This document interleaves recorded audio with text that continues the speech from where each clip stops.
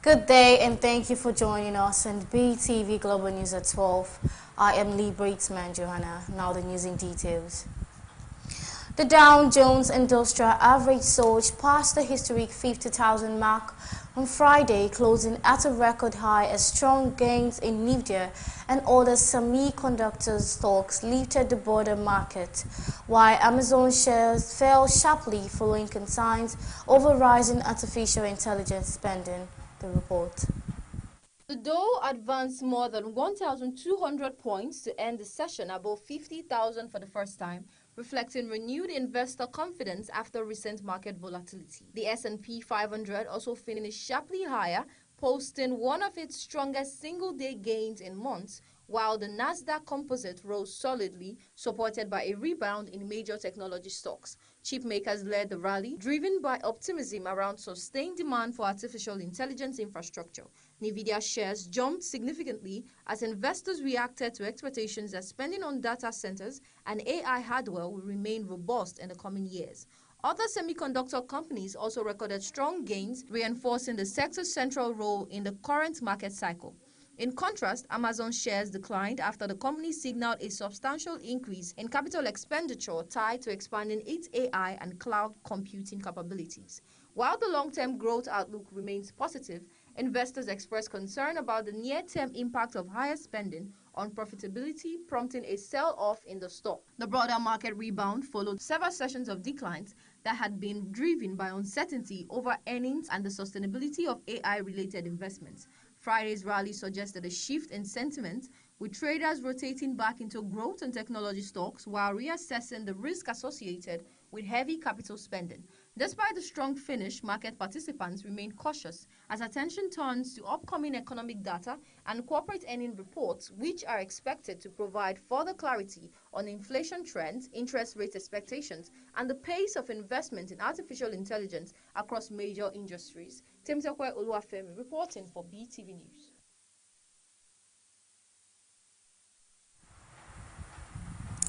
Canada and France have expanded their diplomatic footprint in the Arctic by opening consulates in Nuuk, Greenland, a move that underscores a growing international focus on the region's geopolitical and economic significance.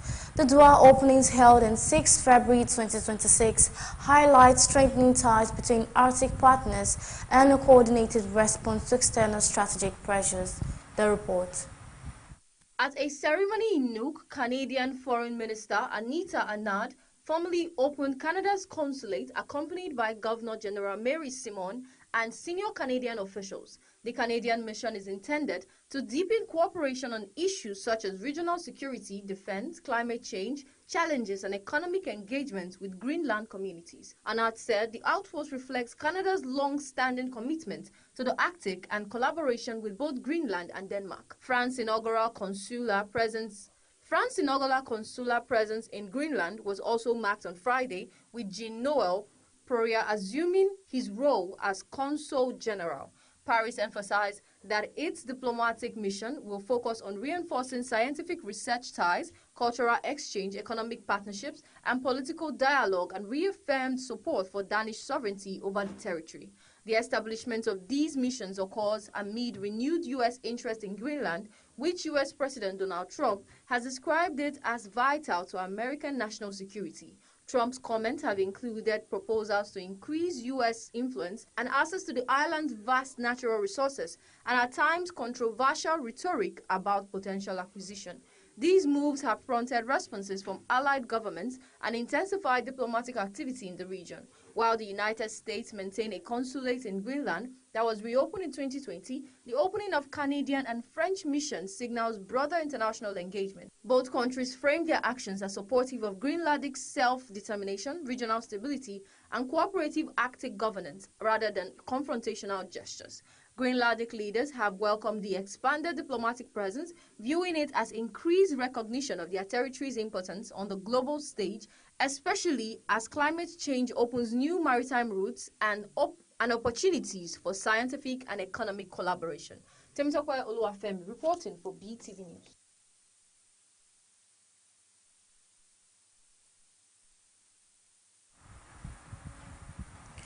The United States has arrested the person suspected of playing a central role in the deadly 2012 attack on its consulate in Benghazi, Libya. U.S. Attorney General Pam Bondi announced Friday. The suspect, identified as Zubair al-Bakosh, was extradited to the United States and is now in federal custody to face charges related to the attack. The report. Bondi, speaking at a news conference in Washington, said the arrest was carried out by the Federal Bureau of Investigation (FBI) and other U.S. law enforcement partners. She described al-Bakosh as a key participant in the assault and pledged that the Justice Department would prosecute him to the fullest extent of the law. Al-Bakosh arrived at Joint Base Andrews early Friday morning after being transferred into U.S. custody. He has been charged as an indictment that includes counts of murders, attempted murder, arson, conspiracy, and providing material support to terrorists, according to prosecutors. The 2012 attack on the U.S. consulate and nearby CIA annex in Benghazi occurred on September 11, 2012, when armed militants stormed the diplomatic compound and later attacked a second facility.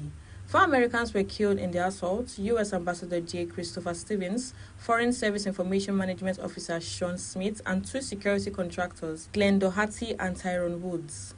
Al-Bakosh is the 3rd individual to face charges in connection with the attack. 2 other suspects, Ahmad Abu Khatala and Mustafa Al-Imam, were previously captured and sentenced in U.S. courts. Another suspect linked to the case was killed in a 2015 airstrike in Iraq. Bondi's announcement highlighted that U.S. authorities have not forgotten the Benghazi victims and continue to pursue justice more than 13 years after the incident. Officials declined to provide details on where exactly al-Bakosh was apprehended or how the operation was conducted, citing security concerns. The Benghazi attack has remained a politically charged issue in the United States, prompting years of investigations and debates over the circumstances of the U.S. government preparedness and response in 2012. Zainab Mohammed reporting for BTV News.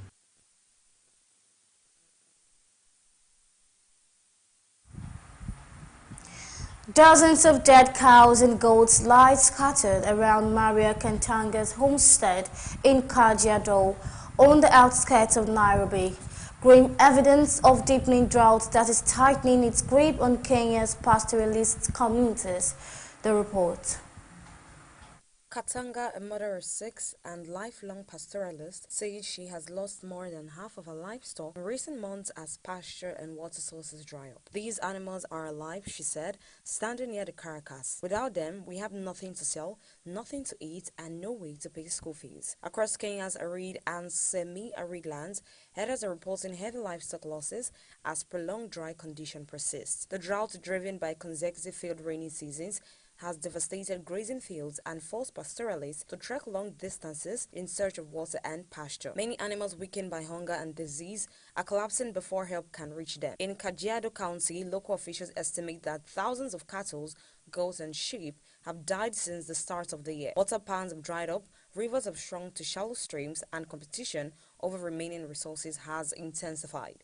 Some herders have been forced to sell off their animals at very low prices before they die, further deepening poverty in the region. The situation is alarming, said a county livestock officer. Pastoralists depend almost entirely on their animals for food and income. When livestock die on this scale, it quickly turns into a humanitarian crisis. Women and children are among the hardest hit, with milk production sharply reduced. Families are struggling to meet basic nutritional needs. Schools in some areas have reported declining attendance as children are kept at home to help search for water or because families can no longer pay school fees. The Kenyan government and humanitarian agencies have rolled out emergency measures including water trucking, animal feed distribution, and cash assistance programs.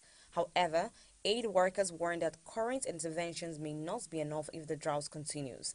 Climate experts say droughts in East Africa are becoming more frequent and severe due to climate change, leaving pastoralist communities increasingly vulnerable. They're calling for long-term solutions such as improved water infrastructure, drought-resistant livestock breeds, and diversified livelihoods. For herders like Maria Katanga, the future remains uncertain.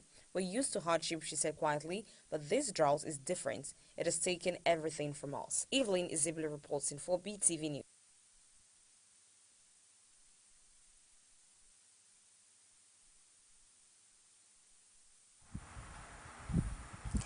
Managed-based robotics company Robco has raised $100 million. Automation. The expansion is expected to include hiring local engineering and commercial automation. The expansion is expected to include hiring local engineering and commercial teams, strengthening partnerships with manufacturers, and supporting customer deployments across sectors such as automotive, electronics, and industrial production. Robco also plans to invest heavily in research and development, particularly to improve the dexterity, flexibility, and autonomy of its robotic arms. The company aims to make its system easier to deploy for small and medium-sized manufacturers, a segment that has traditionally struggled with the high cost and complexity of industrial robotics. The participation of Volkswagen's venture arm signals continued interest from the automotive industry in the advanced robotics and AI-driven manufacturing solution. Exo's involvement further underscores investors' confidence in Robco's long-term growth potential and its strategy to compete with established global robotics players. With the new funding, Robco is expected to accelerate its transition from a Europe-focused startup into a global robotics company, targeting increased adoption of intelligent automation in factories worldwide. Zainab Mohammed reporting for BTV News.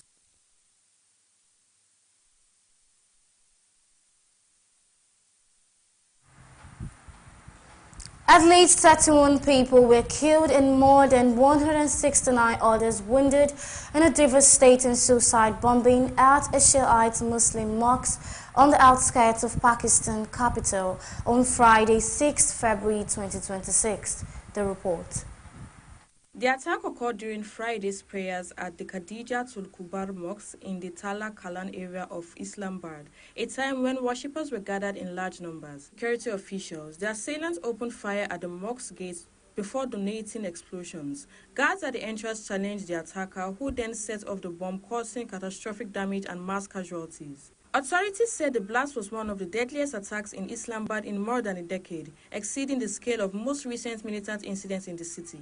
Rescue teams and security personnel quickly rushed to the scene and transported the injured to nearby hospitals, where emergency services were activated. Witnesses described scenes of chaos and horror as worshippers were struck down inside and outside the mosque. Television footage and social media images showed rescue workers moving the wounded and clearing debris from the prayer hall. The Islamic State group claimed responsibility for the attack through its communication channels, identifying the bomber as one of its operatives. Pakistani leaders, including Prime Minister Shehbaz Sharif and President Asif Ali Zardari, condemned the bombing as a horrific crime against humanity and vowed to pursue those responsible. Officials have launched an investigation and increased security across the capital. The bombing comes amid a broader wave of sectarian and militant violence in Pakistan, where extremist groups have frequently targeted religious minorities and security forces. Zainab Mohammed reporting for BTV News.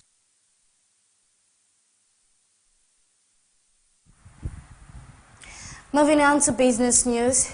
The Minister of Aviation and Aerospace Development, Festus Keyamo, has endorsed Bayes University's proposal to establish a School of Aviation in Abuja aimed at boosting local aviation manpower and reducing Nigerians' reliance on foreign training institutions. The report.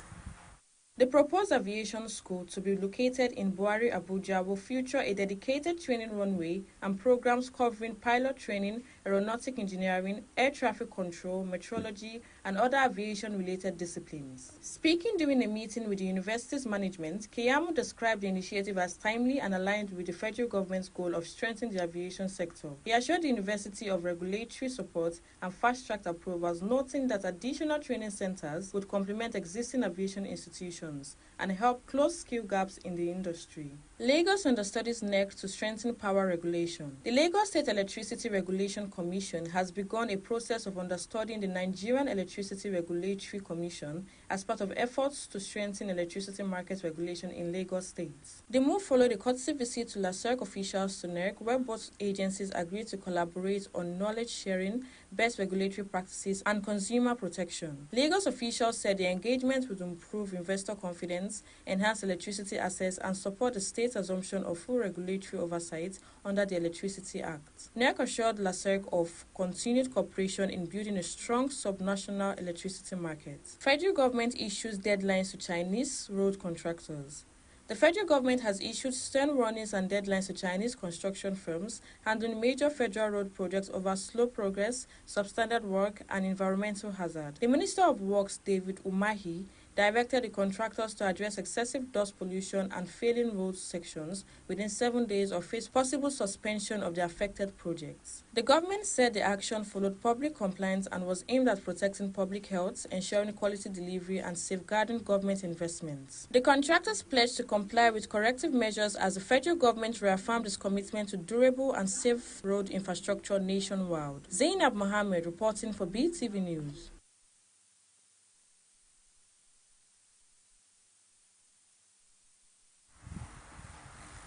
On entertainment news, Afrobeat musician Oluwatosin Ajibade, popularly known as Mr. Easy, has revealed that touring Europe and the United States were easier than touring Africa in the early years of his career, citing border restrictions and regulatory challenges across the continent.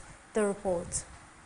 Speaking at the 2026 Africa Prosperity Dialogue, Mr. Easy said that despite having hit songs across Africa, he faced difficulties performing within the continent due to immigration and movement barriers. He recounted being stopped at the Kenya border even after being paid to perform, describing the experience as a reflection of wider challenges affecting African artists, young people, and small businesses. The singer stressed the need for proper implementation of the African Continental Free Trade Area, noting that easy cross-border movement would strengthen collaboration, trade, and economic growth across Africa. In another development, Nigerian singer Tiwa Savage has opened up about her lingering feelings for her former partner and music collaborator Wizkid, admitting that performing with him still brings back strong emotions. Speaking about their reunion on stage at the Great Lagos Countdown 2025, Tiwa described the experience as emotionally challenging, revealing that she struggles to hide her feelings whenever they perform together. She said Wizkid gave her many beautiful memories despite the challenges they faced, adding that if she could choose one man in her lifetime,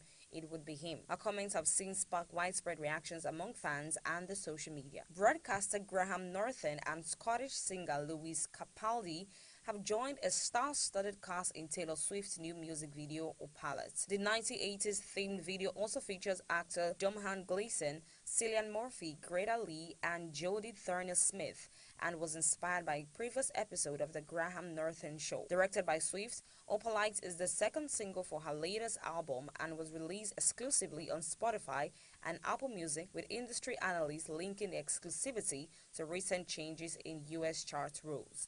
And that's it on the entertainment news. Evelyn Izibile reporting for Beetv News.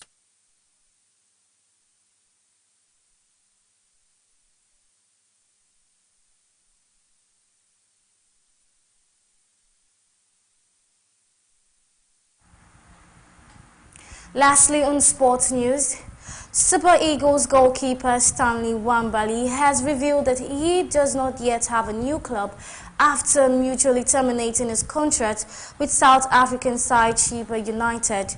The 28-year-old spent 4 years at the club, lost his place as the first-choice goalkeeper to Dumisani Misby following his return from the 2025 AFCON, during which Misby kept 4 clean sheets in as many league matches.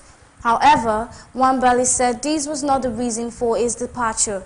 He explained that he has been recovering from an injury sustained before AFCON and agreed with the club chairman that resting for a few games would be best. Nwabali described the decision to leave as a mutual understanding with the chairman.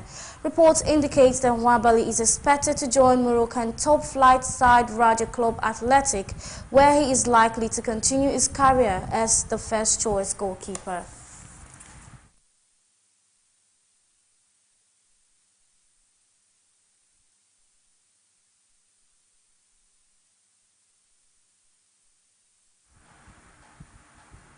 And that's it on our Global News Update. Thank you for joining us. Coming up next is the news update at 3. I am Lee Bratesman Johanna.